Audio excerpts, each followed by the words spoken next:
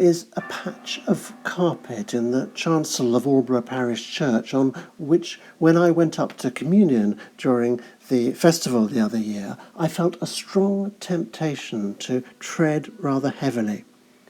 Underneath this particular area of carpet is a black ledger slab, emblazoned with a bend wavy between two toads rampant and sinister, an impaled eagle, or is it an angel, that commemorates the life and death of Captain Thomas Johnson, who on January the 24th, 1644, supervised the pulling down of 20 cherubim from the nave roof beam ends and the smashing of all the church's medieval stained glass, not a single pane of which survives. This, alas, was only the beginning of Captain Thomas's purity campaign. 2 years later, he was the prime mover in bringing two witch-finders to Aldborough, Matthew Hopkins and Mary Phillips, who were installed at the Lion Inn, where they proceeded to run up a considerable bar bill and to identify 7 witches, Widow Wade, Widow Gardner, and 5 unnamed others, who were duly convicted, sentenced, and hung for the crime of entertaining spirits. If the Church of England is to heed the call to remove, or at least put into context, some of those it commemorates, Captain Johnson's stone-encrusted slab might seem an obvious candidate for this treatment. Yet, how should this be done?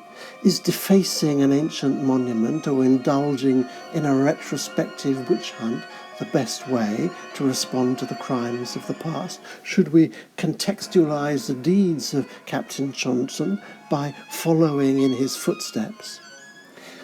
In his poem, An Arundel Tomb, Philip Larkin describes how time has transfigured into untruth the effigies of Richard FitzAlan and Eleanor of Lancaster in Chichester Cathedral. Their clasped hands, the stone fidelity they hardly meant, has come to be, he suggests, their final blazon, one that proves our almost instinct, almost true. What will survive of us is love.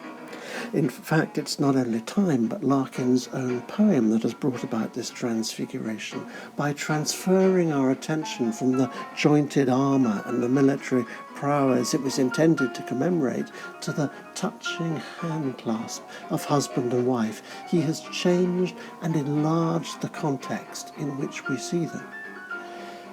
Could this be the model of how the effigies and monuments in churches might be put into context? Not, that is, by hanging dismal notices alongside statues of the dead, cataloguing their crimes and misdemeanours, but by commissioning works of art that place them in a larger redemptive context.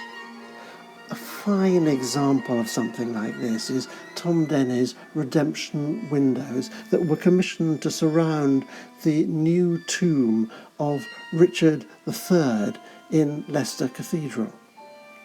The windows do not shy away from the tragedy and mayhem that surrounded this most controversial of monarchs, but rather place these events within the biblical story of redemption. To place the events of our lives within the story of redemption is surely the purpose of the art and architecture of churches, and can be remarkably effective.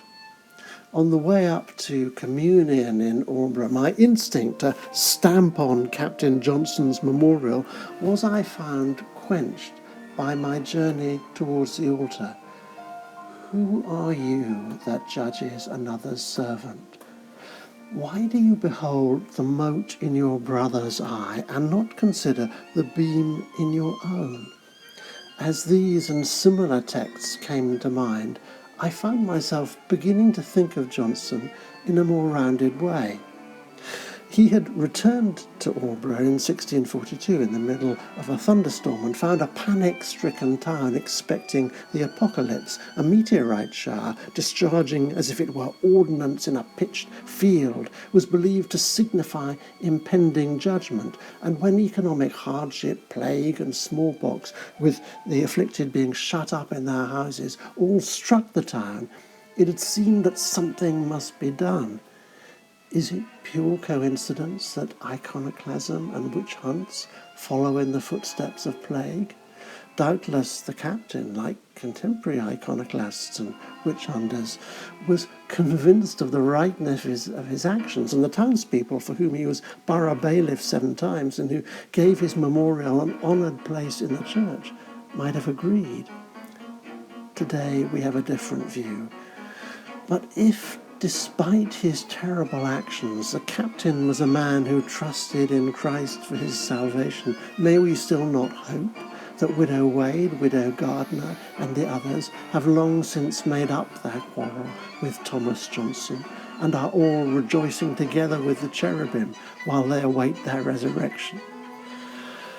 Coming back from communion, I began to wonder whether a new window in the south side, the Victorian glass there was all blown out in the wall, could put these sad events into a redemptive context. Or could we be more ambitious? Instead of campaigning for Captain Johnson to fall from his place in the chancel, why not campaign for the 20 cherubim to rise again and take their ancient places in the roof beam of the nave?